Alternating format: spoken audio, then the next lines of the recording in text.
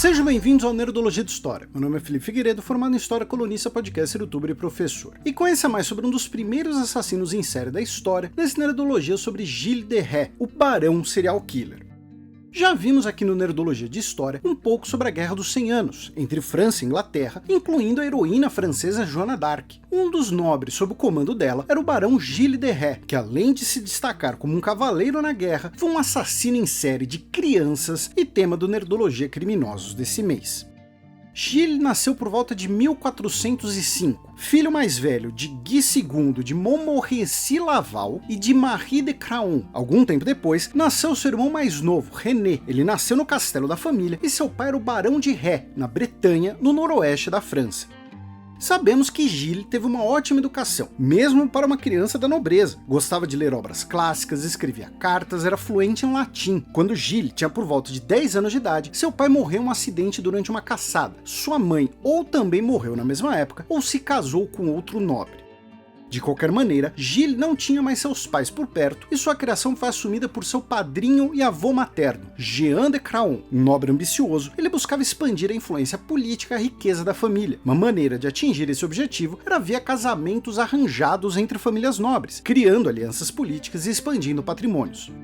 Jean de Craon tentou casar o jovem Gilles, então com 12 anos, 2 vezes, conseguindo na terceira tentativa, quando Gilles de Rais tinha por volta de 15 anos, em 1420, casando-se com Catherine de Thouars.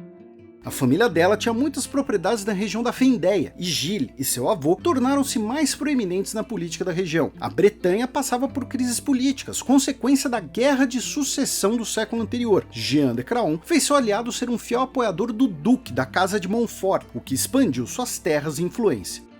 Gilles tornou-se um importante comandante militar durante a terceira fase da Guerra dos 100 Anos contra a Inglaterra e, por volta de 1424, passou a fazer parte da corte do rei Carlos VII. Gilles de Rais também foi apoiador de Joana d'Arc e fez parte de seu exército, inclusive na importante batalha que derrotou o exército inglês que cercava Orleans. Por seus feitos corajosos na batalha, o rei autorizou que Gilles adicionasse as armas reais na borda de seu brasão de armas. Em 1429, ele também foi um dos 4 cavaleiros escolhidos para escoltar a chamada Santa Ampola, um frasco de vidro com óleo usado para ungir os reis da França para a coroação de Carlos VII. No dia 17 de julho daquele ano, ele foi nomeado Marechal da França, um dos 6 nomeados nos 40 anos do governo de Carlos VII. Em meados da década de 1430, Gilles de Rais diminuiu sua presença na vida militar e política do Reino da França. Isso ocorre junto de 2 eventos, e não sabemos como ou quanto um influenciou o outro. Os fatos são que, em novembro de 1432, Jean de Craon faleceu, e a relação entre Gilles e seu padrinho provavelmente não estava boa, já que Jean deixou sua espada e sua armadura como herança para o irmão mais novo de Gilles, René. O professor de literatura e pesquisador sobre o horror gótico Leonard Woolf, em sua biografia de Gilles, especula que o motivo do distanciamento era o fato de Gilles ser irresponsável com a fortuna da família. Outro fato é que, em 1434, a única filha de Gilles nasceu, Marie. E lembra que dissemos que na infância Gilles gostava de ler e de escrever? Ao se afastar na vida na corte, ele escreveu uma épica peça de teatro sobre a Batalha de Orleans, com mais de 140 personagens, e desejava tornar a peça realidade. Ela foi encenada pela primeira vez em 8 de maio de 1435, com a produção de 600 figurinos, todos desenhados por Gilles de Rais, alguns muito elaborados. Junto com a peça, um grande banquete. Tudo isso pago por ele, que vendeu terras, castelos e objetos de arte da família e quase declarou falência para poder arcar com seu épico.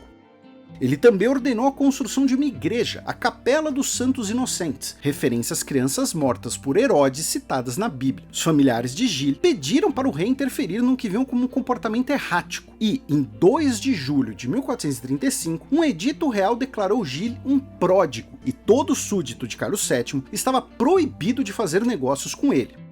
E teve outra coisa que Gilles de Rais começou a fazer ao se afastar da corte: raptar, torturar e matar crianças. Segundo a confissão dele em seu julgamento, as primeiras mortes foram em 1432. Provavelmente, o primeiro caso foi um de menino de 12 anos, aprendiz de um comerciante de peles chamado Guillaume Hilary. 2 primos de Gilles de Rais solicitaram que o menino levasse uma mensagem para outra cidade. Usaram isso como pretexto para raptá-lo. Depois de dias de sumiço do menino, disseram ao comerciante que ele provavelmente foi raptado na estrada. Outros cúmplices de Gilles eram 2 de seus guardas-costas, um veterano da guerra contra a Inglaterra chamado Etienne Corrilot, conhecido como Poitou, e outro que está registrado no processo apenas como Henriet. Segundo os depoimentos e a confissão de Gilles de Rais, as crianças eram pobres, na maioria de origem camponesa, raptadas ou atraídas sob a promessa de um emprego ou comida. A maior parte era de meninos, recebiam roupas de luxo, jantavam incluindo o consumo de vinho e eram levados para uma sala onde eram torturadas e mortas de maneira cruel e por vezes tinham seus corpos desmembrados.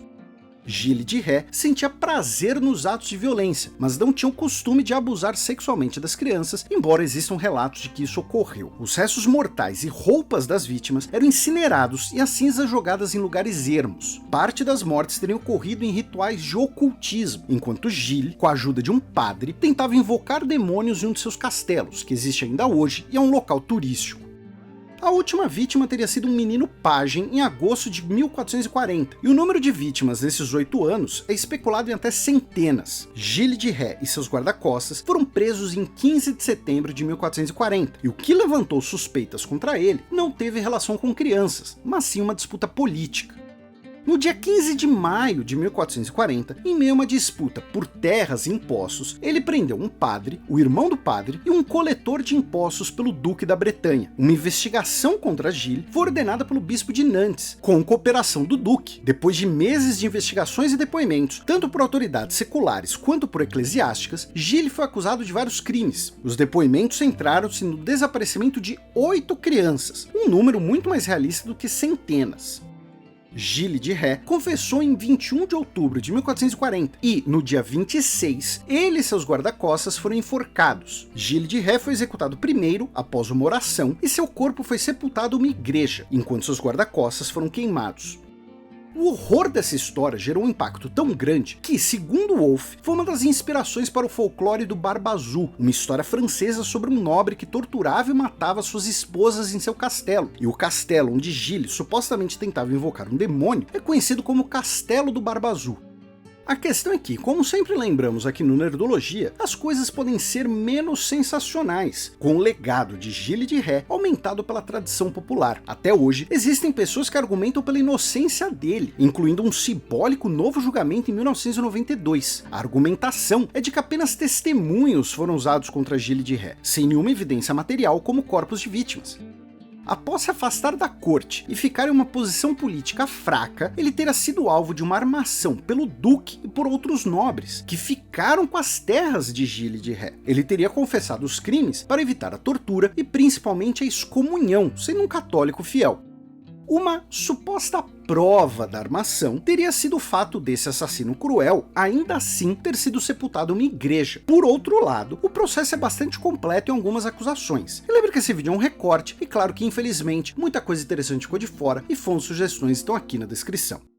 Nos comentários do Nerdologia sobre o que é Ragnarok, perguntaram se o nome do Gimli de Senhor dos Anéis teria alguma relação com mitologia nórdica. No Nerdologia sobre Tolkien, comentamos que ele estudava esses tópicos, e segundo ele mesmo, Gimli seria uma palavra nórdica para fogo.